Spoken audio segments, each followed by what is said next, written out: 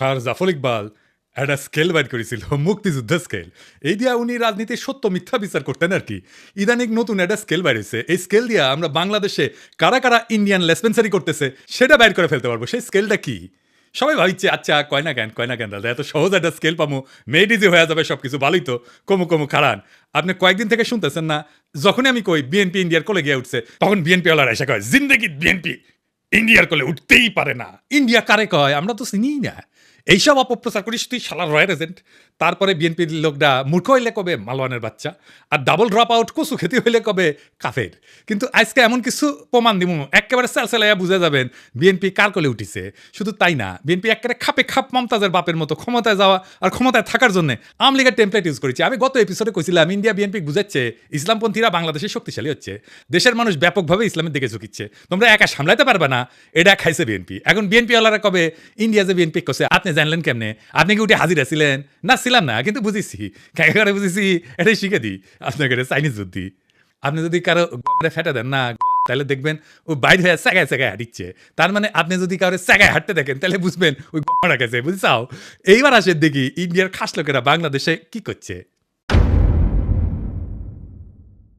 বিএনপির সাথে বামেরা ঐক্য হয়েছে, বিএনপির সাথে বামেরা থাকবে, রাজপথে নাকি আন্দোলনও করবি, মাশাআল্লাহ।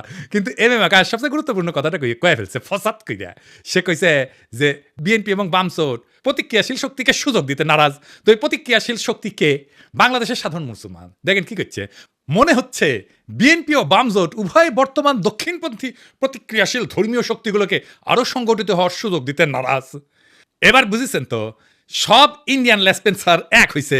বামেরা কেন এতদিন পরে ঐক্য করে? এই যে নৌকা লাঙ্গল ধানের শীষ সব সাপেরই একই বিষ, এটা কার slogan? CVV slogan.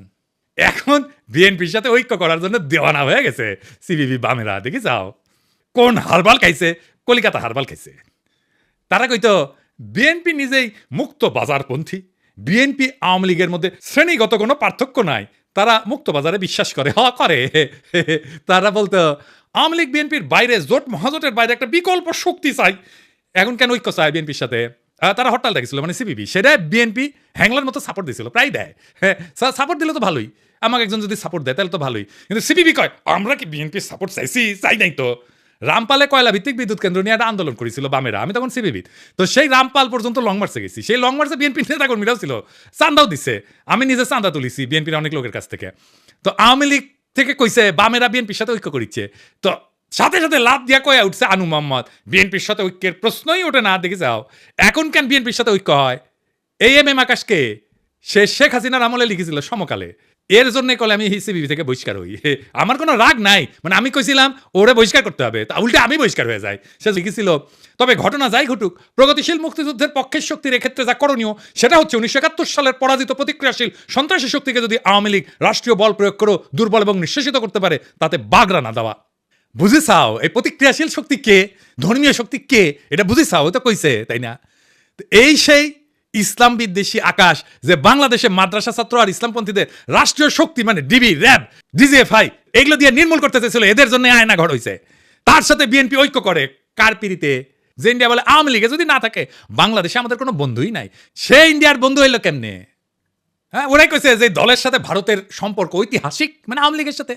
Awami League নিজের ওয়েবসাইটে ট্যাঙ্গে রেখেছে, দেখিছে কইছে আমাদের সাথে আওয়ামী লীগের সম্পর্ক ঐতিহাসিক। সে ব্যাপার দেখেন আওয়ামী লীগ কি কয়, শুনেন। Well, you know, India is a great friend of Bangladesh. 1971, they supported us, and also 75, they gave shelter. ভারতকে যে দিয়েছি সেটা ভারত সারা জীবন মনে রাখবে। আপনাদের এই দান কোনোদিন আমরা শোধ করতে পারবো না। আমাদের সম্পর্ক ভারতের সাথে যেটা ঐতিহাসিক, যেটা আমাদের রক্তের সাথে সম্পর্কিত, আর চায়নার সাথে আমাদের একটি অর্থনৈতিক সম্পর্ক। আগামী বছর আমরা 50 বছর পূর্তি উৎসব করব। আমাদের বিজয় ভারতের বিজয়, বুঝছেন? আমাদের উন্নয়ন ভারতের উন্নয়ন, ভারতের উন্নয়ন আমাদের উন্নয়ন। ভারত বাংলাদেশ মৈত্রী দীর্ঘজীবী হোক। আমরা ভারতের পক্ষ থেকে জয় বাংলা আমাদের ভারতের বন্ধুরা নির্বিঘ্নে বলে। আমি আমাদের আওয়ামী লীগের মন্ত্রীদেরকেও দেখেছি এদিক ওদিক তাকিয়ে থতমত খায়। কেন আমরা আমাদের এই বন্ধুদের জন্য সঙ্গে জয় বাংলা জয় হিন্দ বলতে পারবো না? আমি জানি না, আমি বললাম। এখন বিএনপি দাবি করলো যে তারা ভারতের সাথে সমমর্যাদার বন্ধুত্ব চায়, আমরা কেন বাকি থাকবো? তো গয়েশ্বর দাদা কইল বিএনপিও ভারতের সাথে বন্ধুত্ব চায়। আবার দেখেন এই যে ইন্ডিয়ান রয়ের স্টেশন কমান্ডার রাজেশ অগ্নিহোত্রীর সাথে বিএনপির স্থায়ী কমিটির সদস্য গয়েশ্বর চন্দ্র রায়ের কন্যা অর্পণা রায় এখন কি যেন লিখিচ্ছে সাইন করিচ্ছে দেশ বেঁচে দিচ্ছে ওরে আয় বুঝছাও রয়ের লোকের সাথে গয়েশ্বর রায় পরিবারের কাজ কি এবার আসেন দেখি এই বন্ধুত্ব হওয়ার পরে মির্জা ফখরুল কি কয় শুনেন। ভারত আমাদের প্রতিবেশী, সবচেয়ে বড় প্রতিবেশী, আমাদের বন্ধু। আমাদের যুদ্ধের সময় 1971 যুদ্ধের সময় আমাদের সহযোগিতা করেছিল। আমরা ভারতের কাছে সবসময় প্রত্যাশা করি যে ভারত বাংলাদেশের মানুষের পাশে দাঁড়াবে। দেখেছেন দোস্তালি হয়ে গেছে কলে যে বিএনপি গত ডিসেম্বরে কইছিল বাংলাদেশ নয় ভারতের বন্ধুত্ব হাসিনার সঙ্গে, তো এখন কি এলো? তো এখন জামাত দেখলো যে ট্রেন তো মিস হয়ে গেল যাইতেছে, তো সেও কল সখী ধরো ধরো ধরো ধরো আমি কি তোমার পর, তা কইল বন্ধুত্ব চাই সহযোগিতা চাই। ভারতের প্রতি জামাতের বার্তা, ইন্ডিয়া কিছু হইলেই জামাতিরে পুন্দায়, তাও হ্যাংলার মতো। ইন্ডিয়ার প্রেম ছাড়া ওদের চলে না। ওই যে গান আছে না, হয়তো কিছুই নাহি পাবো তবুও তোমায় আমি দূর হতে ভালোবেসে যাবো, ওই দূর হতে ভালোবেসে যাবে জামাত ইন্ডিয়াকে, বুঝছাও কিছু পাবে না। তারপরে এসে এখন প্রফেসর ইউনুসকে মোদি কইতেছে বাংলাদেশে কোনো নির্দিষ্ট দলকে সমর্থন করে না ভারত। হ্যাঁ, এই যে ভারতের ফেও ধরা, বন্ধুত্বের ফেও ধরা, দেওয়ানা হয়ে যাওয়া ইন্ডিয়ার বন্ধুত্বের জন্য, এটা কেন? ইন্ডিয়া বাংলাদেশে এমন একটা ধারণা তৈরি করেছে যে ইন্ডিয়া ছাড়া বাংলাদেশে কেউ রাজনীতি করবে পারবে না। ইন্ডিয়ার সাথে গুড টার্মসে না থাকলে বাংলাদেশে ক্ষমতা আসা যাবে না। ইন্ডিয়া আর্মি ঢুকে দেবে বাংলাদেশে, ইন্ডিয়ার নামে কাপড় নষ্ট করে ফেলে। এরা মনে হয় যে বজরং দলের এই পান্ডার কথায় ডরে কাঁপে, বুঝেছাও? শুনেন, বাংলাদেশ এবং পাকিস্তানকে সারা পৃথিবীর মানচিত্র থেকে আমরা মুছিয়ে দেব। বজরং দল হুঁশিয়ার করছে বাংলাদেশ পাকিস্তানকে। এবং আবারও বলছি, ভারতবর্ষ থেকে যারা পাকিস্তানের প্রেমী, যারা পাকিস্তানের গুণগান গাইছে, যারা গাইছে বাংলাদেশের গুণগান, তাদেরকে বলে রাখছি বজরং দল থেকে হুঁশিয়ার দিয়ে দিচ্ছি, আগামী দিনে তোমরা কিন্তু এই ভারতবর্ষকে ছাড়ো, এই ভারত মাতাকে তোমরা ছাড়ো, হাতে অস্ত্র তুলে রাখুন, পাকিস্তানকে কড়া ভাষায় জবাব দিতে হবে। অথবা ওই গদি মিডিয়ারে রংপুর হাসি টাঙ্গা কেটে নেওয়ার গল্প শুনে ডরায়। बांग्लादेश का ये वाला जो राज्य है इसका नाम है रंगपुर। ये रंगपुर जो है, अगर ये कब्जा हो गया रंगपुर जगह, तो काम खत्म हो गया। अगर हम इसको कब्जा कर ले तो ये पूरा बराबर हो जाएगा, हमारा जो पतला गर्दन था चौड़ा हो जाएगा। अब मोहम्मद यूनुस ये सब चीजों को समझो, वरना अगर ये कब्जा कर लिया तो कहानी खत्म हो जाएगा। চট্টগ্রাম যদি ভারতে চলে আসে তাহলে কিন্তু বাংলাদেশের জন্য শুধু নয়, গোটা পৃথিবীর যারা বে অফ বেঙ্গল বা বঙ্গোপসাগরকে দখল করার চেষ্টা করছেন তাদের জন্য ভয়ঙ্কর চিন্তার কারণ হবে। মালদ্বীপে কি হোকাসাইটা মুইজু ক্ষমতা এসেছিল? নেপালে কি খড়গা প্রসাদ শর্মা ওলি ও কি ইন্ডিয়ার হোকাসাইটা ক্ষমতা এসেছিল? শ্রীলঙ্কায় কি অনুরা কুমার দেশনায়কা ইন্ডিয়া তেলায় তেলায় ক্ষমতা এসেছে? এই ছোট ছোট দেশগুলা ভারত বিরোধিতা নির্বাচনী ম্যানিফেস্টোতে দিয়ে যদি ক্ষমতা আসতে পারে, তাহলে বাংলাদেশের রাজনৈতিক দলগুলো ডরায় কেন? প্রত্যেকটা রাজনৈতিক দল ইন্ডিয়া হোকাসাইটার জন্য উন্মুখ হয়ে থাকে কেন? তাইলে যারা মনে করে ইন্ডিয়ার থাকলে বাংলাদেশের রাষ্ট্র ক্ষমতা আসা যাবে না, রাজনীতি করেন না, বাংলাদেশে ভোটে দাঁড়ায়েন না। বাংলাদেশে ভারতীয় আধিপত্যবাদের অবসান, যার ভোটের প্রতিশ্রুতির 1 নাম্বার প্রতিশ্রুতি না হবে, তাদের ভোটের ক্যাম্পেইন শুনবেন না, ওই ক্যান্ডিডেটের এলাকা ঢুকতে দিবেন না। এই ইন্ডিয়া সিপিবিরে ঢুকাইছে বিএনপির কান্দে চেপা ইন্ডিয়ান এজেন্ডাগুলো বাস্তবায়ন করতে। যেই সিপিবি অভিন্ন গোয়েন্দা রিপোর্টের উপরে ভিত্তি কইরা সিপিবির দলীয় পত্রিকা একতায় বর্ষা বিপ্লবের সময় প্রচার করেছিল ফ্যাসিবাদ অনুরাগী নানা ধরনের তথ্য বিশ্লেষণ, বিবরণ, ব্যাখ্যা এবং বিবৃতি। যখন গণ অভ্যুত্থান বিপ্লব চলছিল তখন পুরা জুলাই মাস এবং আগস্টের 5 তারিখ পর্যন্ত একতা সংগোপনে নীরবে তাদের গণবিরোধ এবং নিন্দনীয় কার্যক্রম চালা গেছে। আর এখন এই প্রগতিশীল হওয়ার ইন্ডিয়ান লাইনে বিএনপি নামিছে। এম আকাশে বক্তব্যটা কবে দিছে জানেন? 28 জানুয়ারি 2025। আর সেইটা পইরা মুগ্ধ হইয়া অসল মালদের নিয়া স্বপ্নে বিভোর বিএনপির জীর্ণ বৃদ্ধ নেতারা প্রগতিশীল হওয়ার একটা লাইন পেয়ে গেছে, ঝাঁপায় পড়েছে তাদের দিকে। পতিত ফ্যাসিস্ট হাসিনার শাসনামলে যখন খুনিদের জুলুম নির্যাতনের বিরুদ্ধে লড়াই করাটা ছিল প্রধান কর্তব্য, তখন নিপীড়নকারীদের দোসর এম আকাশের ভূমিকা ছিল ঘৃণ্য দালালির। 2018 সালের পর থেকে বামপন্থীদের মধ্যে থেকে যখনই কোনো আন্দোলন নিয়ে কেউ আগাইতে চেয়েছে তাদের বিরুদ্ধে নামছে, নিন্দা এবং কুৎসা উঠাইছে এই আকাশ, দিবালক সিংহ এবং চট্টগ্রাম পোর্ট লুণ্ঠনকারী মাহবুব জামান। সিপিবির মধ্যে ফ্যাসিস্ট বিরোধীদের এটা ট্যাগ দিত A to Z ঐক্যপন্থী হিসাবে। খুনি হাসিনা সরকার ফেলার জন্য এরা বিএনপি জামাতের সাথে ঐক্য করতে চায়, এই অভিযোগ তুলিয়া সিপিবিতে তাদের রাজনৈতিক প্রতিপক্ষকে কোণঠাসা করা হইতো। আর এখন এই এম আকাশ চাইছে বামপন্থীদের মধ্যে সবচেয়ে প্রো বিএনপি তাত্ত্বিক হিসাবে। এখন কাদের সাথে কৌশলগত জোট করতে হবে, এদের সেই সিগন্যাল দিচ্ছে ইন্ডিয়ারা, সাথে নেমে পড়ছে এজেন্টগুলা। লেখক মুস্তাক আহমেদ নির্যাতিত হয়ে কারাগারে মৃত্যুবরণ করলে এর প্রতিবাদে ঢাকার রাস্তায় আন্দোলনের নামে ছাত্র ইউনিয়ন, তখন গ্রেপ্তার হওয়া 6 ছাত্র নেতাকে বিপদগামী বলে ঘোষণা দেয় সিপিবি এম আকাশ। সংগ্রামরতদের ধরে শারীরিক নির্যাতন করে জেলে পুরতে পুলিশকে উৎসাহ দিয়েছিল এই দলটির আওয়ামী লীগপন্থী নেতারা। কতটা নিষ্ঠুর নির্মম বাটপার হইলে নিজ দলের নেতাকর্মীদের বিরুদ্ধে রাষ্ট্রশক্তিদেরকে লেলাই দিতে পারে। ফ্যাসিস্টদের এই সহযোগী সিপিবির নেতারা তাদের প্রাণাধিক প্রিয় মুজিব তনয়া খুনি হাসিনার পলায়নের 9 মাসের কম সময়ের মধ্যে স্বপ্ন দেখতেছে বিএনপির ঘাড়ে ভর করে রাজনীতির ময়দানে আশ্রয় নিবে। আসন্ন পার্লামেন্টের মেম্বার হবে। আর বিএনপিও গণবিরোধী এই সমস্ত পসামেলের ভাগাড়ে পরিণত হইতে চাইতেছে। ইন্ডিয়ার পরামর্শে সোয়ার পথে হাঁটতে গিয়া ইনশাল্লাহ এভাবে মহাসড়ক খারাপে বিএনপি নিজেও জয় বাংলা হয়ে যাবে আওয়ামী লীগের মতো। এই এম এম আকাশ কয়দিন আগে মেঘনা গ্রুপের মোস্তফার এপিসোড করেছিলাম না, দেখেন কি খাতির এই এম এম আকাশের। তাহের ভাইয়ের সাথে বসিস একই টেবিলে, তুই নাকি কমিউনিস্ট, তো দুর্বৃত্ত আওয়ামী অলিগার্কের সাথে তোর কি সম্পর্ক রে আকাশের বাচ্চা? উই তো তোর শ্রেণী শত্রু। দেখেছেন সব ইন্ডিয়ান রসুনের প্রগতিশীল টুপকি একই সাথে সিপিবি অফিস কেন আমি দখল করে নেওয়ার কথা বলি, দেখেছেন বুঝেছাও? এই জন্যে এইবার আসেন সন্তোষ শর্মা প্রসঙ্গ। সন্তোষ শর্মা পার রয়ের এজেন্ট, এর প্রথম মিটিং এ আনছে বিএনপি। দেখেন বাংলাদেশ ফুটবল কমিটি পরিষদের সাধারণ সম্পাদক বিশিষ্ট সাংবাদিক সন্তোষ শর্মা। সন্তোষ শর্মা শুভেচ্ছা বক্তব্য রাখবেন।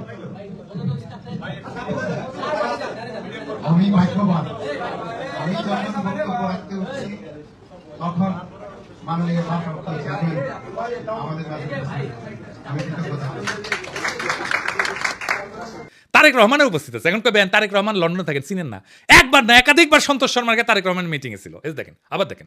মাননীয় ভারপ্রাপ্ত চেয়ারম্যান, আমি গত দিনের ন্যায় আজকেও ভাগ্যবান যে আমার বক্তৃতার সময় আপনাকে পেয়েছি, সেজন্য কৃতজ্ঞতা জানাচ্ছি। মাননীয় ভারপ্রাপ্ত চেয়ারম্যান, আপনাকে বাংলাদেশের সনাতনী সম্প্রদায় এবং বাংলাদেশ পুজোজ্জীবন পরিষদের লক্ষ লক্ষ নেতাকর্মীর পক্ষ থেকে বিজয়ার শুভেচ্ছা জানাতে চাই। কালবেলার প্রকাশক এখন কে জানেন? কালবেলার প্রকাশক এখন বিএনপি।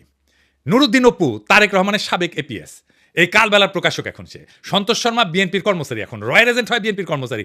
বিএনপি যদি এরপরও বলে ভারতের সাথে আমাদের সম্পর্ক নাই, তাইলে হবে উল্টা বিএনপি মূর্খসোদা সাপোর্টারগুলো বলে আমি নাকি রয়্যাল এজেন্ট।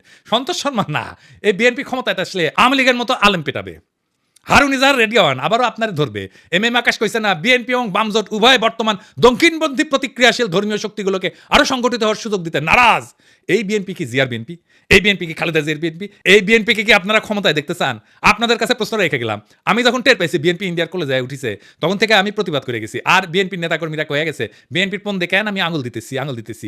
দেশের স্থিতিশীলতা চাই না, আমি মবস্টার, দেশকে অশান্ত রাখতে চাই, যেন ইন্ডিয়ার সুবিধা হয়। এটার বেকুবি বলবেন না শয়তানি বলবেন।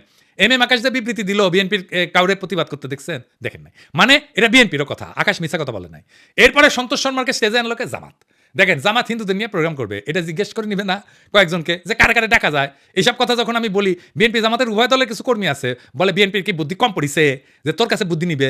জামাত কয় তুই কি মজলিসে শুরার সদস্য যে তোর কাছে বুদ্ধি নিবে? তার মানে এরা আমজনতার কথা শুনবে না, আপনার আমার কথা শুনবে না।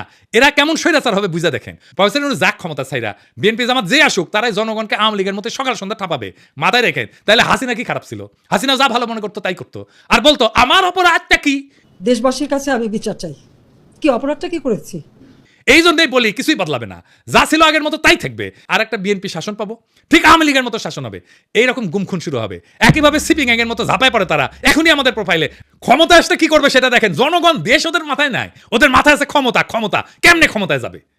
আওয়ামী লীগের মতো। আওয়ামী লীগ একই সাথে প্রগতিশীল হবে, একই সাথে এমন কর্মী রাখবে যারা আমাকে রয়্যাল এজেন্ট বলবে অথবা মালাউন বলবে, কারণ আমি তাদের রাজনৈতিক বিরোধিতা করি। আমি কয়ে দিলাম বিএনপি ক্ষমতা আসলে না, তারা আওয়ামী লীগের সাথে ডাবল দুঃশাসন দেবে। লিখে রাখেন, মিলাই নেন। প্রফেসর ইউনূস যেটি পাবেন ধৈর্য করবেন, স্যার আমাদের এই আজ দহার কাছে ফেলাই যায় না। আপনি যতদিন আছেন ততদিন আমরা মানুষের মর্যাদা পাবো, সারা জীবনের সঞ্চয় হয়ে থাকবে সেটা। যতদিন পারেন থাকেন স্যার। আর কেউ যদি দ্রুত নির্বাচনের দাবি নিয়ে আসে না, আগে বিএনপির কর্মীদের কই যাবেন না আপনারা আন্দোলনে, পারলে জনতার সাথে নিয়ে দিবেন দাবরানি। আমি কলে এটা একটা ফর্মুলা দিছিলাম ট্রানজিশনাল সরকার, সেটা শুনবে না তারা। বিএনপির নেতাদের দেখাইলে কইবেন পিনাকি দাদা যে ফর্মুলা দিছিল, প্রধান উপদেষ্টা প্রফেসর ইউনূস, উপপ্রধান উপদেষ্টা তারেক রহমান, আর রাজনৈতিক দল নিয়ে উপদেষ্টা পরিষদ পুনর্গঠন, এটা কেন মানতেছেন না? আমার খালি ডর প্রফেসর ইউনূস বিরক্ত হয়ে চলে যায় কিনা ক্ষমতা স্যার। এটা শুনেন কি করছে প্রফেসর ইউনূসের ক্ষমতা সম্পর্কে। এই 8-9 মাসে মানুষের ভালো খায়, মানুষের ভালো চলে, মানুষের পকেটে টাকা হয়, কোনো চুরি হয় না, টাকা হয় না। আঙ্গ হারে দরকার, আঙ্গ খালা দেওয়া দরকার নাই, টাকা কিনাও দরকার নাই। হ্যাঁ, যত গালানে থাকবো তত মানুষের ভালো থাকবো। শুনিছেন তো? এখন ডিসেম্বরে নির্বাচন হবে, বিএনপি এমপি নমিনেশন বেচবে, মেলা বাণিজ্য হবে, তারপর টাকা টুকা ছড়া ইলেকশন করবে, সরকার গঠন করবে, বিরোধী দল হবে আওয়ামী লীগ, আর ছাগলের 3 নম্বর বাচ্চা হবে জামাত। তারপরে হারুন ইজাহারদেরকে আবার ধরা হবে, সন্তোষ শর্মা ইন্টারোগেশনে হাজির থাকবে। আজ এইভাবে বাংলাদেশের আকাশে জমিছে বিশ্বাসঘাতকতার ঘনমেঘ। এক সময় যে রাজনীতিবিদরা মুক্তির গান গাইছিল, আজ তারাই ভারতের দাসত্বের ঘুঁটি হইয়া নোংরা ষড়যন্ত্রের খেলা খেলিচ্ছে। বিএনপি, জামাত আর সিপিবি একে একে সবাই বর্ষা বিপ্লবের চেতনাকে পায়ে দলিত কইরা দিল্লির দরবারে মাথা নত করিছে। ক্ষমতার লোভ আর বিদেশি প্রভুদের সন্তুষ্ট করার লজ্জাজনক প্রতিযোগিতায় তারা হারাইছে নিজেদের আত্মা, বিকায় দিছে দেশের স্বপ্ন, কিন্তু বাংলাদেশ মাথারত করার জন্য জন্মায়নি। এই মাটি, এই মানুষ বর্ষার বর্জ্যবিদ্যুতের মতো জায়গায় উঠবে সমস্ত দাসত্বের শৃঙ্খল ছিন্ন কইরা। বর্ষা বিপ্লবের চেতনায় দীপ্ত নতুন প্রজন্ম শপথ নিছে কোনো ভারতের পদলেহনকারী এদেশের শাসন করবে না। কোনো ভণ্ড সোগান আর মেকি প্রগতিশীলতা আমাদের রুখতে পারবে না। আমরা ঘুমন্ত না, আমরা কেবল ঝড়ের অপেক্ষায়, আমরা বিজয়ের জন্য আগায় চলছি। বজ্রকণ্ঠে ঘোষণা দিতে বর্ষা বিপ্লবের চেতনা অমর হোক, ভারতীয় আধিপত্যবাদের অবসান ঘটুক, ইনকিলাব জিন্দাবাদ।